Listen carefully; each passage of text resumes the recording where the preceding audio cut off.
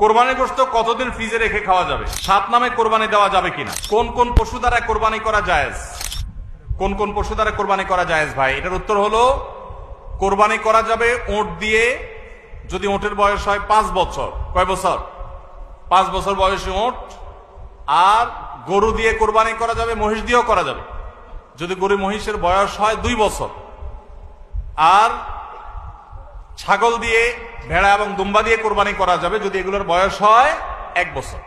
তাহলে তিন ক্যাটাগরির পশু, ওট আর গরু মহিষ এবং ছাগল ভেড়া দুম্বা, এই 3 ক্যাটাগরির পশু দিয়ে কোরবানি করা জায়েজ আছে। এবং এছাড়া অন্যান্য যেগুলো আছে, বন্য জন্তু অথবা অন্যান্য হালাল পশু, হাঁস মোরগ, এগুলা কোনটা দিয়ে কোরবানি করা জায়েজ নাই। কোরবানি শুধুমাত্র এটা দিয়ে কোরবানি করা জায়েজ আছে, 3 ক্যাটাগরির পশু। কোরবানি গোশত কতদিন ফ্রিজে রেখে খাওয়া যাবে? কোরবানি গোশত কতদিন ফ্রিজে রেখে খেতে পারবেন? ভাইরা আমার, এটার কোনো লিমিটেশন নাই। এটা নির্ভর করবে আপনার রুচির উপরে। এটা নির্ভর করবে যে আপনি কতদিন রেখে নিজে খেতে চাচ্ছেন বা এটা কতদিন ভালো থাকে তার উপরে। অনেকে খুব বেশি দিন গোশত ফ্রিজে রেখে, মাছ ফ্রিজে রেখে খেতে পছন্দ করেন না। ভাইরা আমার, কোরবানির গোশত যেহেতু আল্লাহকে আমি দিয়ে দিয়েছি, এটা আসলে আমার কিনা গোশতের মতো না। অতএব এখানে আমি যেটুকু পাই ওইটুকুই আমার জন্য বেশি। এই মানসিকতা থাকলে তাহলে গোশতের মধ্যে লাভ লস আর হিসাব করার মানসিকতা আমাদের থাকবে না। কোরবানির পশুর গোশত বেশিরভাগই দান করে দিবেন। আপনি 3 ভাগের 1 ভাগ দান করলেন, 1 ভাগ আত্মীয় স্বজনকে খাওয়ালেন, আরেক ভাগ আপনি রেখে দিলেন। এটা হলো মুস্তাহাব, কিন্তু এটা জরুরি না। কেউ যদি বেশিরভাগও রেখে দেয় তার কোরবানি হয়ে যাবে। উদ্দেশ্য যদি আল্লাহকে খুশি করা হয়, গোশতটা যদি মূল উদ্দেশ্য না হয়।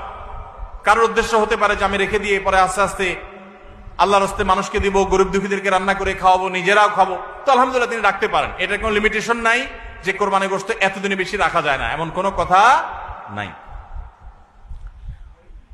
আসন্ন কোরবানি নিয়ে যদি কিছু নসিহা পেশ করতেন, আমরা বলে ফেলেছি সেটা। 7 নামে কোরবানি দেওয়া যাবে কিনা?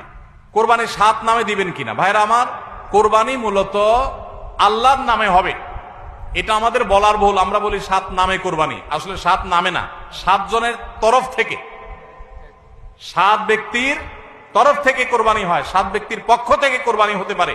গরুতে, ওটে সর্বোচ্চ 7টা ভাগ হতে পারে, 7-এর নিচে হতে পারে, উপরে হতে পারে না। আবার ভগ্নাংশ হবে না, অর্থাৎ 1 ভাগ 2 জনে মিলে নিলে হবে না। বুঝে আসছে কথা?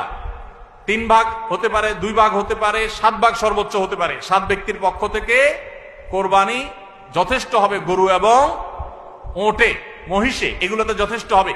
পরিষ্কার নবী করিম সাল্লাল্লাহু আলাইহি ওয়াসাল্লামের হাদিস রয়েছে। আজকাল অনেক আলেমরা এটা নিয়ে, বা কোন আলেমরা এটা নিয়ে মত পার্থক্য করেন, দুর্ভাগ্যজনক সেটা। এটা নিয়ে সংখ্যাগরিষ্ঠ ইমামদের দ্বিমত নাই।